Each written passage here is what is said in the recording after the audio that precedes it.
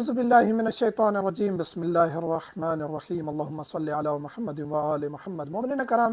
ایک سوال پوچھا جاتا ہے کہ نماز شب ہم پڑھ رہے ہیں، نماز شب کا طریقہ ہم نے تفصیلی طور پر بتایا ہوا ہے۔ شیعہ ٹاک سزاداری ہمارا چینل ہے جس پر ہر حکم، تقریباً ہر حکم ہم نے بتایا ہوا ہے، ہر عبادت کا طریقہ۔ جو چیزیں مس ہو گئی ہیں، سوالات پوچھے جاتے ہیں تو ان کو ہم پھر چھوٹے سے شارٹس جو ہے وہ شارٹ ویڈیو کی صورت میں اب ہم اپلوڈ کر دیتے ہیں۔ باقی تقریباً ہم نے نماز، روزہ، حج، زکوٰۃ، خمس، تقریباً اور حتیٰ کہ پرسنل مسائل، جنسی مسائل ہمارے اوپر جو ہے وہ باتیں بھی بہت کی گئیں، لیکن ایک شرعی ہماری ذمہ داری تھی کہ ہم اگر آج ہم نہیں سکھائیں گے جنسی مسائل تو یہ دنیا اتنی تیز ہو گئی ہے، یہ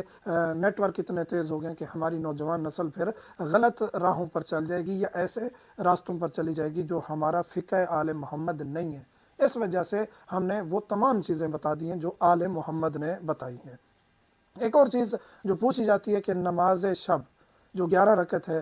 اس کو ہم پڑھ رہے ہیں اور آذان صبح ہو جاتی ہے، تو کیا ہماری نماز شب ٹھیک ہے؟ کیا اب ہم اس کو جاری رکھ سکتے ہیں یا اس کو چھوڑ دیں؟ کوئی حرج نہیں ہے، آپ کی نماز شب جاری ہے،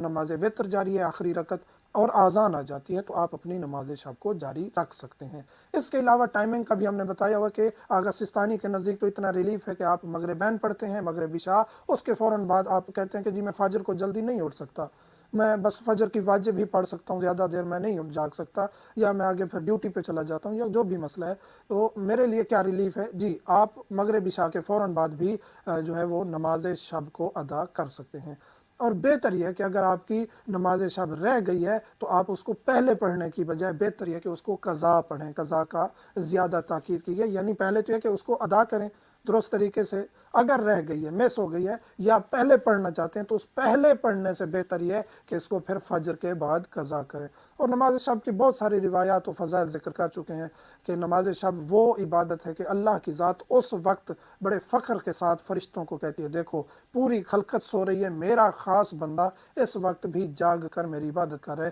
حالانکہ اس پر یہ واجب نہیں تھی، لیکن یہ میری محبت میں نماز شب مستحب ہے، اس کو ادا کرنے کے لیے سردی ہے یا گرمی میری بارگاہ میں آ کے یہ میرا بندہ جھکا ہوا ہے، تو اس وقت اللہ کی ذات ہمارے اوپر فخر کرتی ہے۔ اس کے علاوہ مومن کے چہرے کی زینت بن جاتی ہے نماز شب، چہرے کی تازگی کا سبب بنتی ہے۔ اسی طرح کافی روایات ہیں نماز شب کے بارے میں، اس کو کوشش کریں کہ مس نہ کریں، اور اگر 11 رکعت نہیں، کم از کم آخری 3 رکعت سے سٹارٹ کریں، پھر آہستہ آہستہ انشاءاللہ آپ کی 11 رکعت تک بھی روٹین بن جائے گی۔ مومنین سے ملتمس ہوں دعاؤں میں یاد رکھا کریں۔ الحمدللہ رب العالمین۔